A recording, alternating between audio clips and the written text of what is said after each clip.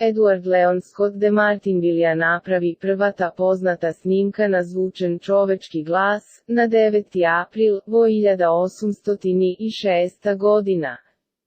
To beše snimka od 20 sekundi na ličnost koja jape klasična ta francuska melodija.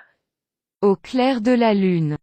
Francuska ta pesna je snimena na fonautografska mašina koja možeše samo da snima, a ne da reproducira. Poslušajte kako zvučelo.